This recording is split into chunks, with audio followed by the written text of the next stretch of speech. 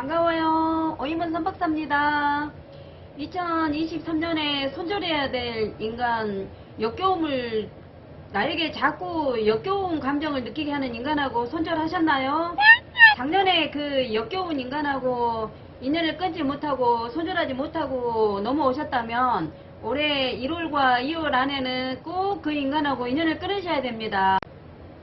그 역겨운 인간은 두꺼운 이불로 무의식 중에 꼭꼭 묻어놨던, 꼭꼭 덮어놨던 자신의 아픈 점을 자꾸 자기도 모르게 들추는 인간이거든요. 이 역겨운 인간하고 손절을 하지 않으면 자꾸 꿈자리가 사납고 우리의 하는 일이 잘 안되고 우리의 에너지가 자꾸 막히는 거예요.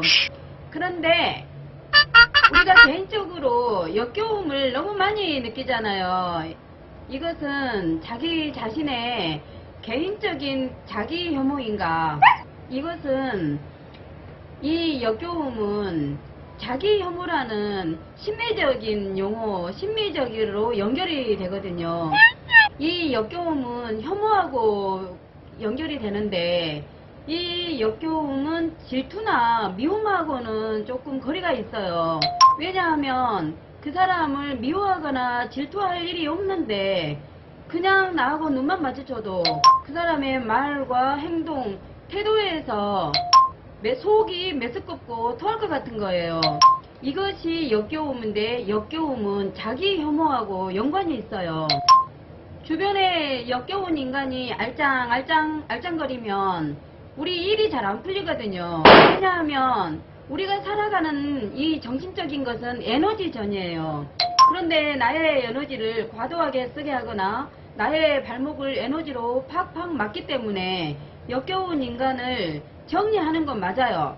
그런데 이 역겨움이 어디서 오는가를 잘 생각해 봐야 돼요. 너무 개인적으로 자기 주관적으로 역겹다고 하는 것을 자기의 마음을 한번 돌아봐야지 돼요. 혹시 자기의 마음속에 자기 혐오라는 끝나지 않은 이불로 꼭꼭 묻어둔 자기 혐오인지 아니면 객관적으로 사회적으로 명확하게 혐오를 하는 게 맞는지 역겨움을 느끼는 게 맞는지를 구별하는 방법이 있어요.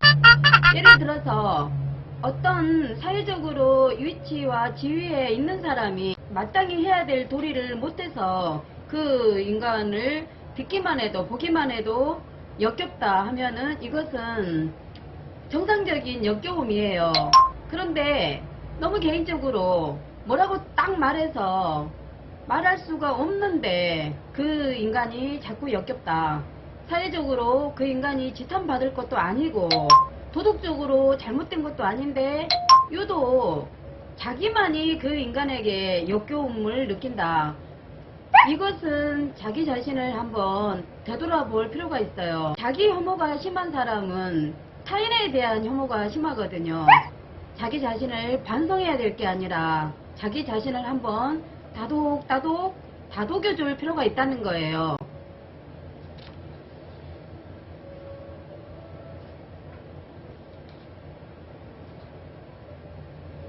그러면 내가 어떤 인간들에게 느끼는 혐오가 자기 혐오인지 아니면 사회적으로 지탄받을 혐오인지를 한번 구별할 수 있도록 예를 들어 볼게요.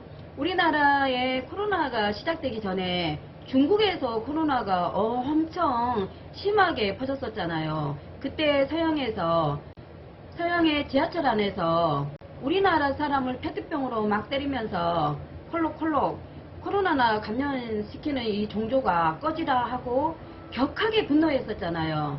다른 사람은 다 가만히 있는데 유독 그 흑인만 동양인이라는 그 이유 하나만으로 혐오를 극혐을 표현했잖아요.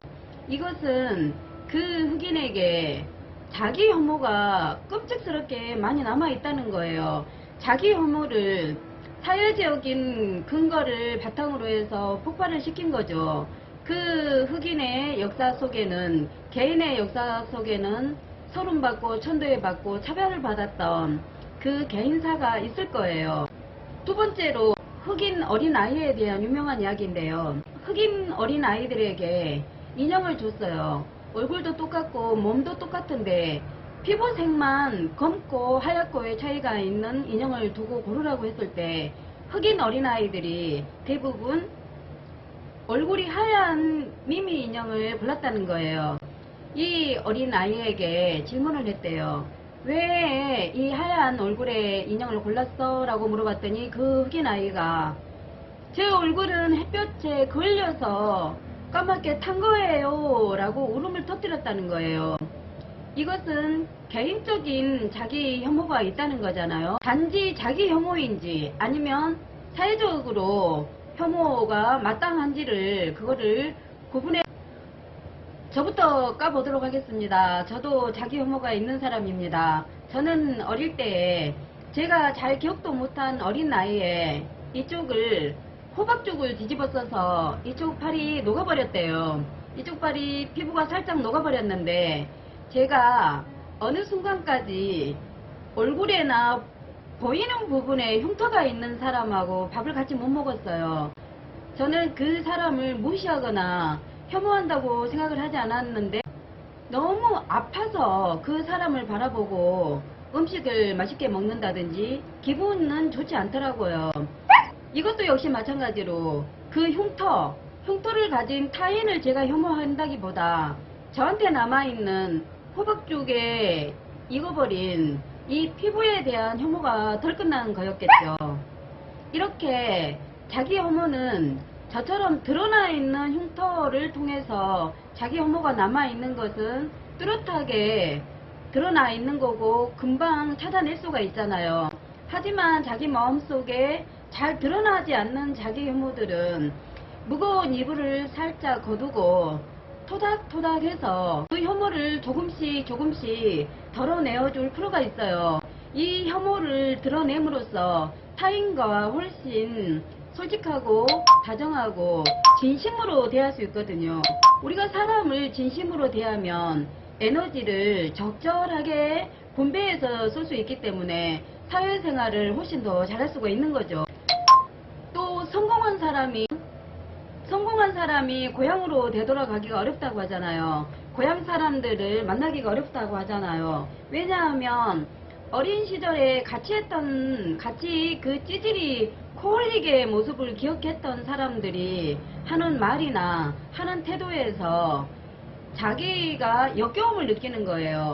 이것은 그 사람들이 어이 찌질이 편집하고 왔네, 야 찌질이 너 성공했다면서 어렸을 때 그렇게 아이들을 놀려먹고 그렇게 못된 짓을 하더니 이제 어른 되어서 인간 됐네 하고 고향 친구들이나 선후배 간에 나눌 수 있는, 오갈 수 있는 이야기잖아요.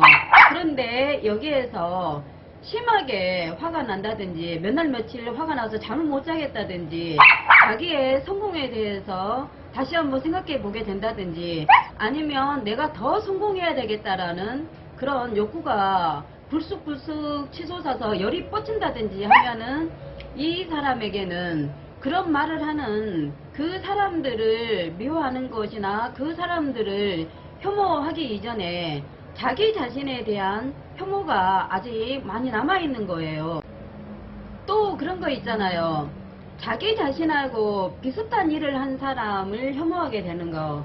자기 자신하고 비슷하게 된 사람의 말과 행동이 괜히 신경 쓰이고 혐오하게 되는 것은 우리말에 갈치꼬리 문다라는 말이 있는데 이 혐오라는 것은 경쟁의식에서 비롯된 질투나 시기하고는 좀 차이가 있어요. 예를 들어 본다면 똥장군을 짊어지고 다녔던 그 어려운 시기를 지나왔기 때문에 약자를 보살피고 싶은 마음이 든다든지 자기보다 못 가진 사람들에게 좀 나누고 싶은 생각이 있다든지 자판기 커피라도 한 잔 자기가 주고 싶은 마음이 있으면 정상적인데요.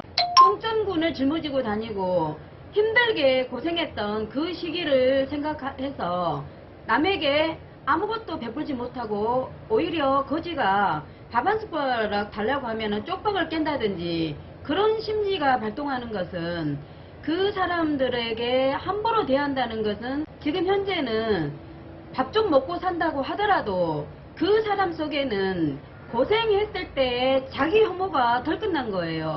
너그러워지지 못한다는 것은 타인에게 너그럽지 대하지 못하고 자기와 어린 시절에 비슷한 처지의 사람을 보면서 혐오하고 무시하고 그 사람의 약점을 알고 있잖아요. 왜냐하면 그런 삶을 살아봤기 때문에, 그렇기 때문에 그 사람들의 약점을 더 둘치고 그 사람의 곤란한 점을 교묘하게 건드리는 사람도 역시 마찬가지로 자기 혐오가 덜 끝난 사람들인 거예요. 그런 사람을 졸부라고 하죠.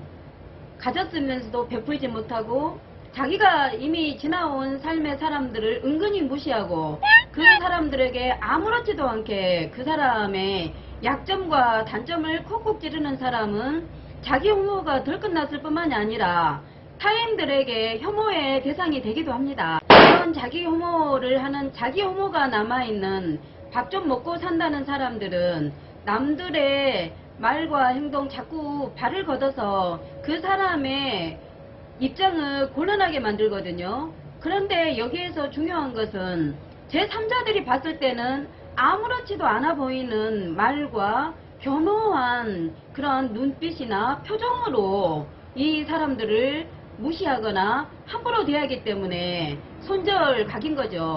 자기 혐오 때문에 타인에게 함부로 대하는 사람은 그것은 병이에요. 자기 혐오라는 병에 걸려 있는 거예요. 이 병에 걸려 있는 사람은 어떻게든 승화 과정을 거쳐서 치유를 받아야 됩니다. 예를 든다면 그 사람의 마음속에 큰 바위와 같은 그런 자기 혐오의 병이 남아있는 거예요. 못났다고 못한다고 차별받았던 자기 자신의 무거운 이불을 거두어내고 그거를 하나하나 살펴서 따지지 말고 고체가 기체가 되듯이 승화시켜야 됩니다. 때로 어린 시절에 무시당했던, 어린 시절에 차별받았던 그 부끄러운 자기 혐오를 벗어나셔야 2023년에는 토끼처럼 깡총 살아가실 수가 있답니다. 그대야가 해놓은 업적은 정말 위대한 겁니다. 그대야가 그 아픈 마음을 따독따독 눌려놓고 지금 이루어 놓은 성과는 대단한 것입니다. 손가락질 받았던, 눈빛으로 무시당했던 그 과거를 고체에서 기체로 승화시키시고 2023년에는 자기 혐오에서 벗어나셔야, 자기도 모르게 존재했던 자기 혐오를 덜어내야 2023년에는 그대야의 매력을 더 확실하게 보여줄 수 있고 자기 자신을 제대로 인정할 때에 내 앞에 있는 사람을 제대로 존중할 수 있습니다. 끝으로 자기 혐오를 덜어낼 수 있는 시 한 편 읽도록 하겠습니다. 느낌 나태주. 눈꼬리가 휘어서 초승달. 너의 눈은 서럽다. 몸집이 작아서 청사과. 너의 모습은 안쓰럽다. 짧은 대답이라서 저녁 바람. 너의 음성은 섭섭하다. 그래도 내가 좋다. 더러워요. 역겹나? 더러워요. 더러워요. 왜 역겨워? 이 그림이? 문어가 맛있겠네. 땡연이다 역겨워. 응. 문어가 맛있어 보여. 땡땡이 역겨워 안 역겨워? 더러워요. 더러워요. 그 다음에 땡엽이 역겨워요? 문어가 맛있어 보여. 문어가 맛있어 보여요? 뭔가 징그러워요. 뭔가 징그럽지? 좋아요. 응? 추접스러워? 네. 징글벨. 저거 사실